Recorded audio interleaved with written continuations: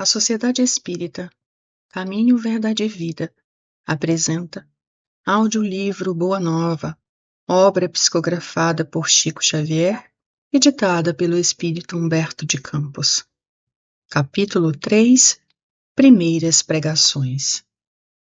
Nos primeiros dias do ano 30, antes de suas gloriosas manifestações, avistou-se Jesus com Batista no deserto triste da Judéia, não muito longe das areias ardentes da Arábia.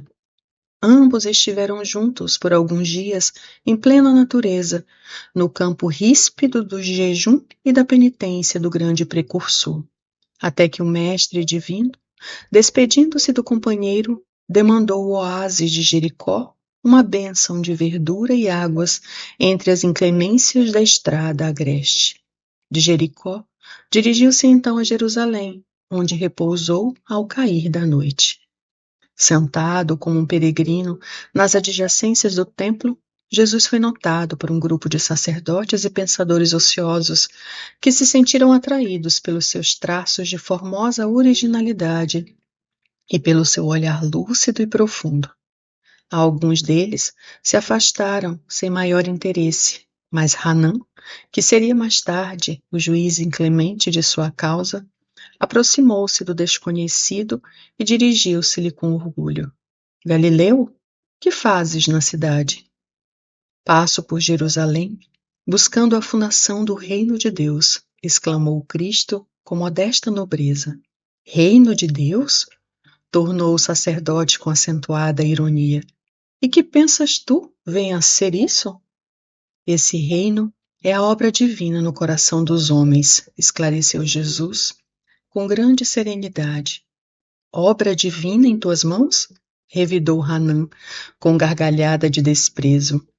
E continuando as suas observações irônicas, perguntou: com que contas para levar avante essa difícil empresa? Quais são os teus seguidores e companheiros? Acaso terás conquistado o apoio de algum príncipe desconhecido e ilustre para auxiliar-te na execução de teus planos? Meus companheiros hão de chegar de todos os lugares, respondeu o mestre com humildade. Sim, observou Hanã, os ignorantes e tolos estão em toda parte na terra. Certamente que esse representará o material de tua edificação. Entretanto, propões-te realizar uma obra divina e já viste alguma estátua perfeita modelada em fragmentos de lama? Sacerdote, replicou-lhe Jesus com energia serena, nenhum mármore existe mais puro e mais formoso do que o do sentimento, e nenhum cinzel é superior ao da boa vontade. Impressionado com a resposta firme e inteligente, o famoso juiz ainda interrogou: conheces Roma ou Atenas? Conheço o amor e a verdade, disse Jesus convictamente. Tens ciência dos códigos da corte provincial e das leis do templo? Inquiriu Hanã inquieto. Sei qual é a vontade de meu Pai que está nos céus, respondeu o mestre brandamente. O sacerdote o contemplou irritado e, dirigindo-lhe um sorriso de profundo desprezo, demandou a Torre Antônia em atitude de orgulhosa superioridade.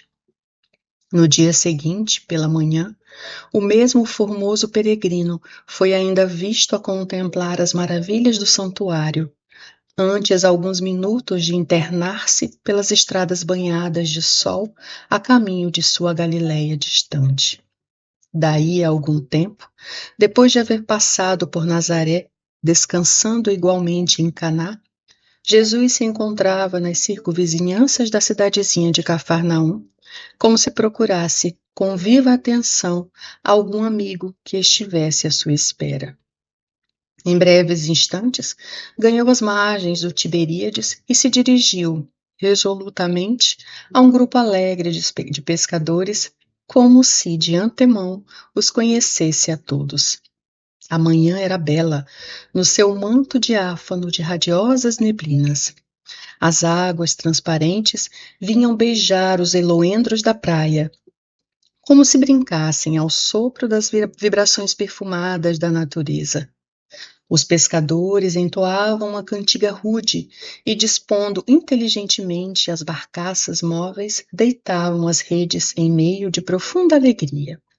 Jesus aproximou-se do grupo e, assim que dois deles desembarcaram em terra, falou-lhes com amizade: Simão e André, filhos de Jonas, venho da parte de Deus e vos convido a trabalhar pela instituição de seu reino na terra.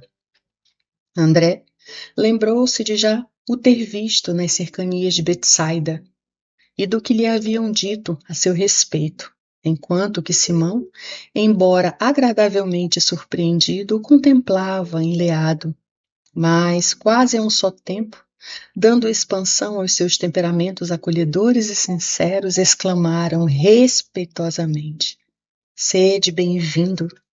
Jesus então lhes falou docemente do Evangelho, com um olhar incendido de júbilos divinos, estando muitos outros companheiros do lago a observar de longe os três.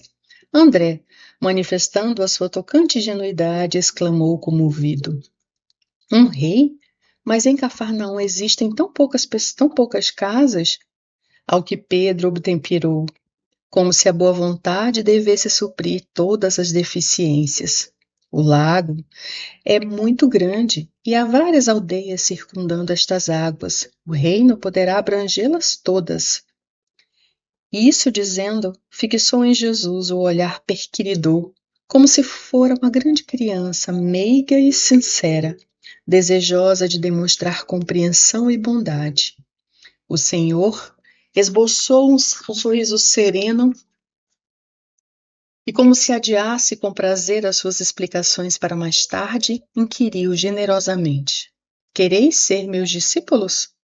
André e Simão se interrogaram a si mesmos, permutando sentimentos de admiração embevecida. Refletia Pedro: que homem seria aquele? Onde já lhe escutara o timbre carinhoso da voz íntima e familiar? Ambos os pescadores se esforçavam por dilatar o domínio de suas lembranças, de modo a encontrá-lo nas recordações mais queridas. Não sabiam, porém, como explicar aquela fonte de confiança e de amor que lhes brotava no âmago do espírito, e sem hesitarem, sem uma sombra de dúvida, responderam simultaneamente: Senhor, seguiremos os teus passos.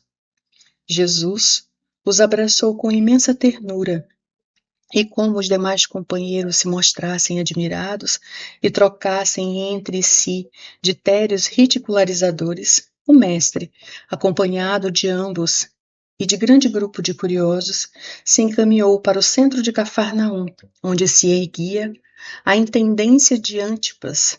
Entrou calmamente na coletoria e, avistando um funcionário culto, conhecido publicano da cidade, perguntou-lhe: Que fazes tu, Levi?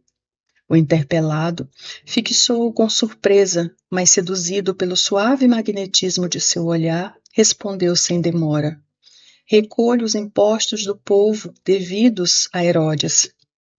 Queres vir comigo para recolher os bens do céu? Perguntou-lhe Jesus, com firmeza e doçura.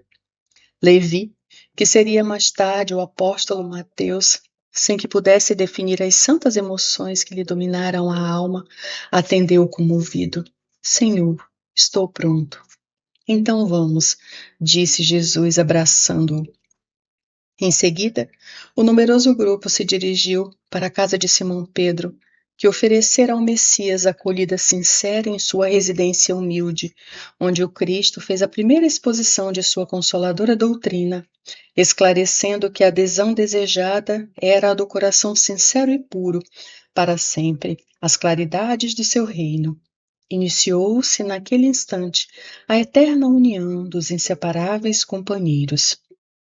Na tarde desse mesmo dia, o mestre fez a primeira pregação da Boa Nova na praça ampla, cercada de verdura e situada naturalmente junto às águas. No céu vibravam harmonias vespertinas, como se a tarde possuísse também uma alma sensível.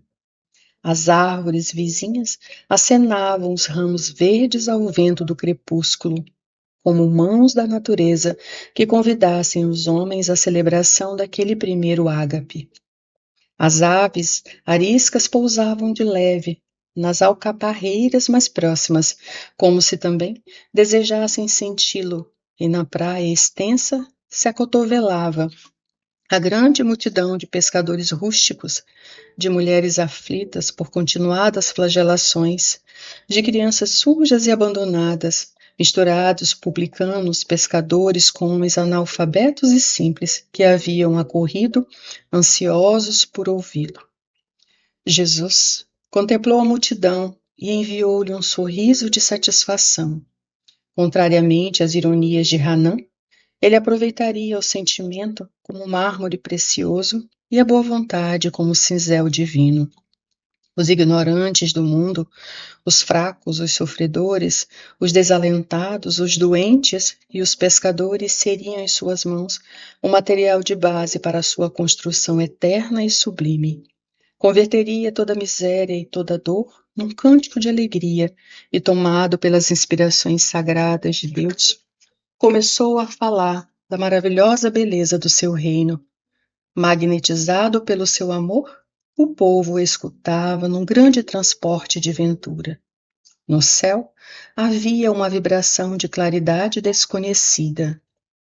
Ao longe, no firmamento de Cafarnaum, o horizonte se tornara um deslumbramento de luz e, bem no alto, na cúpula dourada e silenciosa, as nuvens delicadas e alvas tomavam a forma suave das flores e dos arcanjos do paraíso.